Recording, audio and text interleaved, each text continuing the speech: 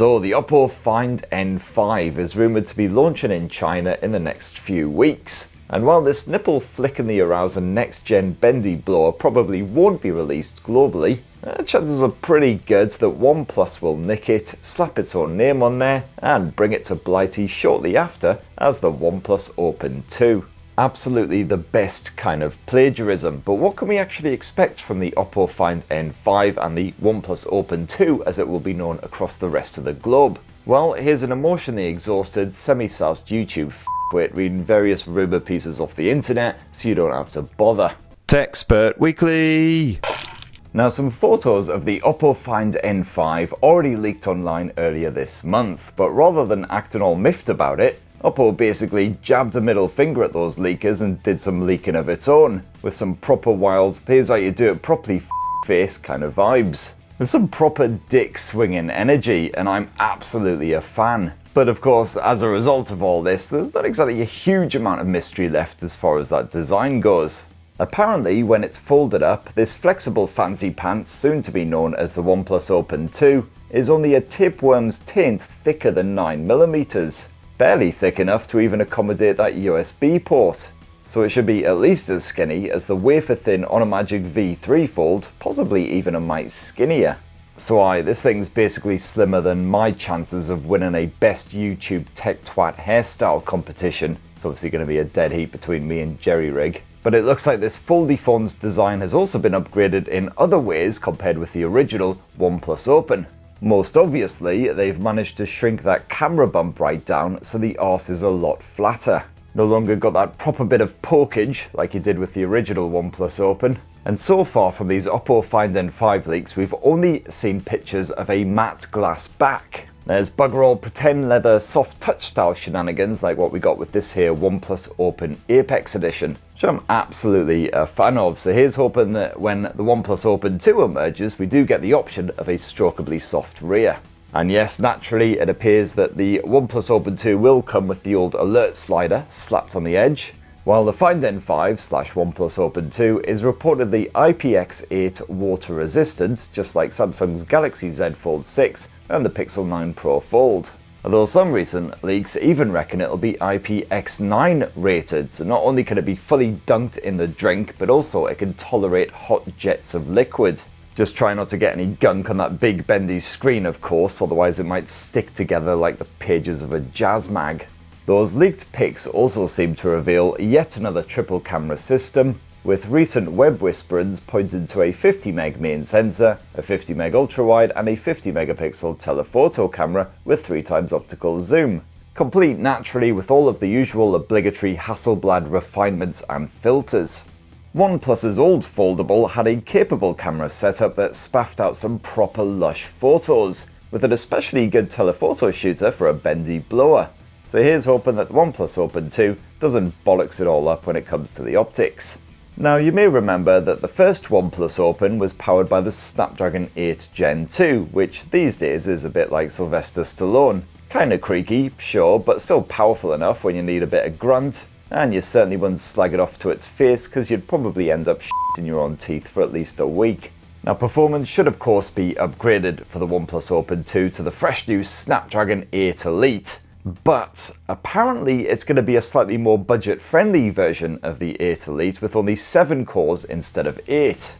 One of those performance cores is apparently missing in action, so this 8 Elite isn't actually really all that elite despite the name. It'd be kind of like your football team signing Jude Bellingham, except it's Jude Bellingham when he's 50 with a dodgy hip and a bad cough. Still, as long as OnePlus has managed to chuck in a bit of coolant tech, the OnePlus Open 2 should still comfortably handle memory snaffling titles like Wuthering Waves and Genshin, just like middle-aged Bellingham would probably still get around the Ipswich defence. And that really has been the one shining light of Match of the Day this season, getting to see close-ups of Ed Sheeran slumped in his box looking like someone's just pissed in his guitar. And also, despite its skinny design, this fresh foldy blower will reportedly boost the battery capacity from 4,800mAh to around 5,700mAh. Expect a pair of silicon carbon cells divided neatly between those two halves. So battery life should once again put rivals like Samsung's Galaxy Z Fold 6 to shame. Hopefully you get all day play even with quite intensive use. And despite the slightly increased battery capacity, the upgraded 80-watt wired charging support should still mean the OnePlus Open 2 fills up faster than my lust for life at the sight of good old sour-faced Sheeran. Let's just bask in the glow of that still once more. And also, while the original OnePlus Open didn't have any form of wireless charging support, apparently that will be shoved into the OnePlus Open 2. Possibly a bit of Qi 2 action, although don't hold your breath as most manufacturers seem like they really can't be arsed with it. The rest of the specs should be similar to the original OnePlus Open, including a pair of crisp and poppy OLED screens with next to zero creasing for that flippin' massive internal panel, while the software should be a slick bit of Oxygen OS 15, as shown off on the OnePlus 13 recently, with the same excellent and intuitive multitasking shenanigans from that original Foldable. So that, in a nutshell, is what to expect from the upcoming OnePlus Open 2, and I've got to say, on the Spurtometer, it's a perfect 10 out of 10. It's absolutely going to take an entire crate of Kleenex to clean up this mess. But what about yourself? Are you also giddy with joy at the thought of the OnePlus Open 2 coming over here to Blighty, or your hopefully sunnier corner of the world? Well, definitely let us know by typing various words to form a hopefully coherent sentence down below. And now it's time for the part of the show that is about as appealing as a crate of soggy Kleenex. Here's viewer comments. Viewer comments. So perhaps unsurprisingly, lots of Samsung-shaped correspondence in the old comments from last week. Paul J says, Chris, I bet you're sick of the Samsung S25 series by now. You don't know the friggin' half of it, mate. Shall we say there have been quite a lot of very late nights this week, and certainly not the fun kind of late nights. You know, possibly once or twice this week when I've still been editing video at 3:30 AM, I have just kind of wished that my dad just pulled out and fired me all over the curtains instead.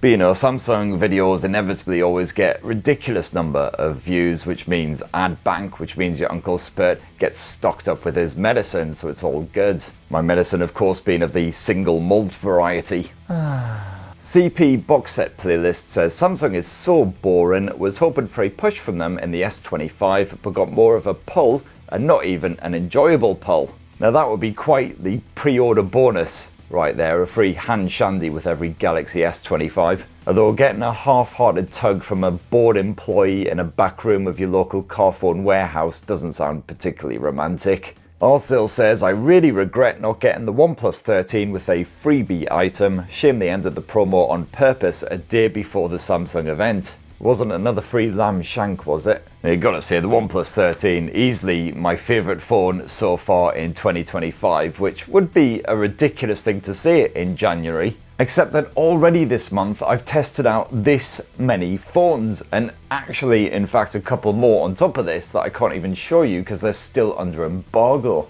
Seriously, f*** January. Now, on the subject of the Galaxy S25 Edge, which I banged on about in last week's show, Contra7311 says, I saw Edge in the title and was hoping they were bringing back the curved screen design. I guess not. Bummer, because I loved my S7 Edge. Yeah, I've got no idea why they went with the Edge moniker for this one. Slim certainly makes a lot more sense because that's the whole thing about it. It's super skinny, whereas, as you pointed out, you say Galaxy Edge and you just think of the curvy screen jobbies from yesteryear. But given that I would say approximately 90% of the comments about the Galaxy S25 Edge were less than complimentary, perhaps Samsung should have just cut to the chase and called it the Galaxy S25 Wet Fart. Idul Kebab says, I'd rather see the S25 thick with a 10,000 mAh battery, micro SD, headphone jack and a great DAC. Likewise, our Kanto Kyron says, I'd rather have a beefier battery and extra cameras. While Pilly Polly is a bit more demanding, saying, why slim phone give me fat phone with huge battery?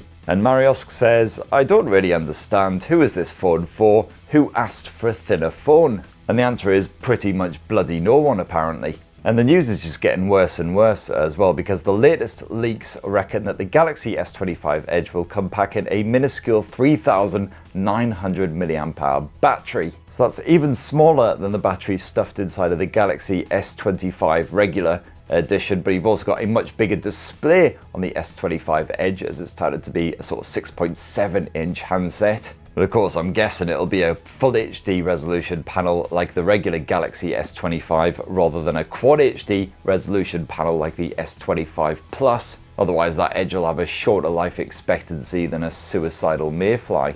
Perfect Imperfection says Jerry Rig will kill that phone. Yeah, it's going to be a straight up massacre, Jack the Ripper style. Unicorns Poop Rainbows says, I miss phones with unique features. LG was awesome, but never improved after the first version of its features. Absolutely 100%, mate. Yeah, in fact, if anything, LG was like the complete opposite of all the manufacturers these days. They would come up with a completely fresh design for every new phone, introducing wild new features like the modular components, the double displays, all that kind of stuff, and then just completely hoy it out for the next generation and come up with something completely different again. The closest we've actually got to that these days is probably HMD, because, you know, they're trying something a bit different with most of their new phones, like, for instance, the Skyline. It's a quite blatant tug at the old nostalgia heartstrings, but, you know, if you liked your bit of Lumia, then proper spaff-worthy smartphone. And then, of course, there's the bonkers HMD Fusion, which is another modular handset which no one's attempted for quite some time, probably for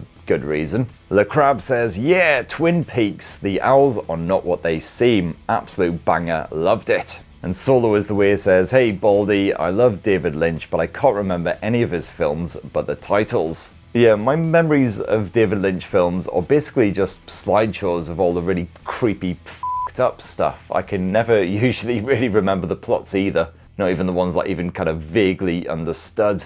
POV with RC says, I saw Blue Velvet when I was about 10 as well. I never bothered with another Lynch film after that. But I would say I definitely highly recommend, at the very least, giving Blue Velvet another go, because let me tell you, prepubescent's absolutely not the target audience for that film. Running out of time and also the will to live. Just need another quick Sheeran top up. That's better. But yeah, better make these the last couple of comments. So Astro Boy says, what's your team in the Premier League, Chris? Well, the football team that I follow is good old Sunderland, who are in the Championship, sadly, not in the Premier League, but hopefully, fingers crossed, next season. But as far as the Premier League goes, I usually support basically any team who happens to be playing against the Barcodes. And then, here's a good one to end on this week. Professor H says, unsubscribed, not family friendly at all.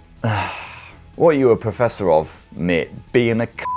Apologies, sorry, that wasn't a very PG response at all, was it? It's been a very long week. I'm very tired and grumpy. What I of course meant was, oh no, don't go. Please, Professor, I'm begging you, come back. Anyway, a massive thank you to everyone who commented last week, with the obvious exception of Professor H, who very much can and already has f***ed off. Please do slap your comments down below. It doesn't have to be about smartphones. In fact, I prefer it if it's bloody not, especially Samsung related stuff. And get through as many of those as possible next week. And speaking of next week,